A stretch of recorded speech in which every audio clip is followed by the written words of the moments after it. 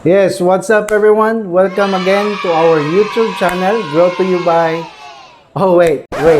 I know you have noticed something. Medyo madilim yung aking yang itsura. Yes, I am in the same spot as I was in my previous videos before. But the problem, it's 9 o'clock in the evening now. And obviously, there's no more available light, even if I am facing with the broad available light during day. But again, it's evening. I'm just using the lights from the ceiling. So, well, we'll teach you now, actually, how you can look from this to this or this.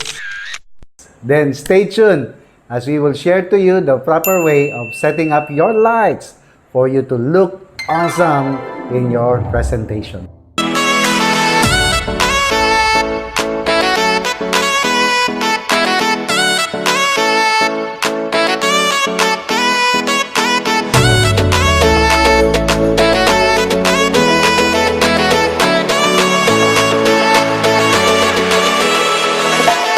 This is brought to you by D-Axis, Active Extreme Intelligence Support. And this is your host, Pastor Roy, helping you to stream like a pro in your social media platform. I have mentioned in my last videos that you don't need to spend so much on video cameras, as you just need to maximize, of course, the use of your smartphones. But if you have enough budget, then why not? Go ahead. But I think it's really worth also investing nowadays. Like me, I'm just using my Huawei P40 since I got the retention from my postpaid plan. So I had my upgrade from P20 Pro to P40. And it's more than a smartphone. It's really more than good enough, especially in squeezing everything in this one unit. But personally, I do have a good quality of cameras though, but I still choose to use these smartphones as to encourage you that it's not just about the camera or the gadgets you're using. More than the equipment you're using is actually the knowledge, your knowledge, how to navigate, especially the basic rules of compositions, proper lightings, which we will be talking about this time, and your good audio mic, then you're good to go. Well, of course, with good content. By the way, from my previous video, a few had asked me from the comments about what could be the best content. What are the best messages we can share in this platform? For me, I think you need to know first who are your target audiences. It's really quite challenging not to address everybody. No, and there are so many bloggers already out there in the open. Some of them are really good. They have really good contents, but some are not good. Some are just trying to make sense. But the question is, who are your targets? Who are those people who you want to encourage or address? You really need to think about it. But while thinking about it, go ahead and umpisahan mo na. Sooner you will just figure it out as you start to do it and then learn from it along the way. Okay? At least nakapag-umpisa ka na. Me, personally, I'm still learning on this. No? I'm also new to this. No? Pang third video ko pangalan to eh. Third pa lang. And we're just embracing this new normal. I think when you talk about what's the best content, it always goes back to the motivations why you are doing this, why you do blogging. Okay, what's in your heart? No, in my part, again, as I have mentioned and I have shared before, that it's more of a burden to see photographs or videos that can still be enhanced. And I mean, I want my friends and partners, especially in the ministry, to know that there are better ways or proper ways to look more presentable. And especially, in broadcasting your message together with yourself to the public, to the whole world, as this new platform are being open to us, to reach out effectively, not just with passion or enthusiasm, but to really stream like a pro. And this is something that's already built in my heart. It runs in the blood, in my blood. I'm doing it, and so I can share it, I can impart it. And so when you have the content, when you have the message, then that's what makes you confident, makes you look more natural, rather than, busy with all the scripts. Okay? Mahaba na tayo. So let's get straight now to how you can look glorious in your presentation, either in your meetings, teachings, trainings, and especially during your preaching sessions. So let's get it on. As I had suggested in my previous video, you can take advantage of the available light or daylight when you're shooting on daytime.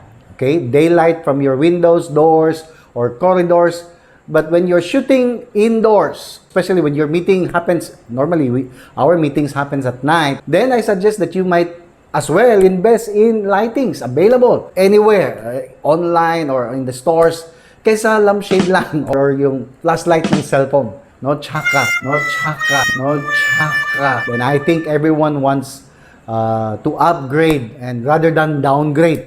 But of course, medyo magastos nga lang. But of course, for beautification's sake or enhancing our image presentation, why not? The more glorious and glowing you can shine, the more confident you can broadcast yourself. And I believe this is worth your spending. All right? So see how this works, okay? These lights, okay? How these lights makes huge difference. A few moments later. Okay, I tweak a light a bit sideways so that I can see definition a bit from my nose to my cheek para hindi masyado malapad. Okay? That's how it works when you have proper lighting. Okay. So, some vloggers today, especially women, they normally use ring light, no, where you can see ring with light and then with cell phone in the center. That's easy. The only problem is flat. Well, you can adjust the light higher, medium, or lower, but the light that will come and will go directly to your face and sometimes quite disturbing. Instead of the cell phone, you can see all the way light. But when you have LED light, the one with softbox, we need to know how to position our lightings so that you can have dramatic scene. Either you can put it 10 o'clock or 3 o'clock. It's all up to you. It depends on saan yung pabor or gusto mong i-highlight sa mukha mo. You know your best angle. That keeps you away from being lighted flat out. Again, if you want to really set up like a pro, then let's create definition in our face. Especially if our face is like me, medyo lumalaki. Pwede mong i-cut out konti or slice a little bit so that it can create a melodramatic scene. We want to curve the flat, not flatting the curve. Okay? So, kaya when you have LED light, it's really good compare it to ring light only. You can really move around kung saan mo gustong ilagay. Kaya lang, the light of the LED are a bit harsh. So, you can see clearly the shadows, no, from your nose down to your cheek or to your neck. Especially if you are so close to the wall, you can see your shadows at the wall. So I also suggest that when you're shooting, it will be good if you put yourself away from the wall, okay, to avoid shadows. And shoot with the room, may space, no, to your background. In that way, you look more open and inviting. Kaya lang, though you need to clean a little bit para mas maayos. But with the softbox, this is what I like. When you use softbox, the light spreads out not only to the subject but even to the background. You can play around with one softbox alone. It diffuse harsh shadows or lessen the shadows and soften image that makes you look glowing with one softbox alone. And that covers the whole area already. So, you need to check that out. Me, I'm using a softbox right now. I put it on 230, right? But you can see it covers the entire, no, sa mukha ko. But I also use another light at the back. I call it kicker light, no? The fill-in light, so that there will be more drama. So you can do that. I want to show you again the difference between the ring light. It's all flat, okay? But with LED light, it's really good to create drama, but only with harsh shadows. But with the softbox, totally different from those lights that I have showed earlier. So, it's all up to you now. It depends on your preferences, which light you want to use. You want to see with softbox and then with kicker light. Okay, look at this. With kicker light and without. No? So just position it at the back. Okay, opposite side of your key light. Then, that's the result. Dramatic picture. Parang artista ka na. So the only disadvantage with softbox, it's a bit expensive and a bit difficult to set up.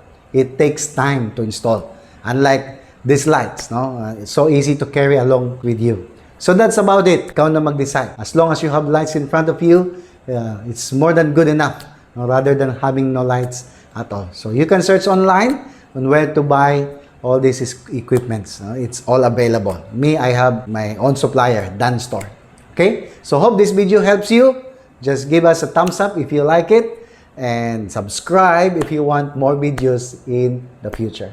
And by the way, as I have mentioned, we had conducted a 3 days online retreat. It's powerful. It's powerful. I can share that to you if you want. No? So if you want to know more about those, just leave your comments or message me personally.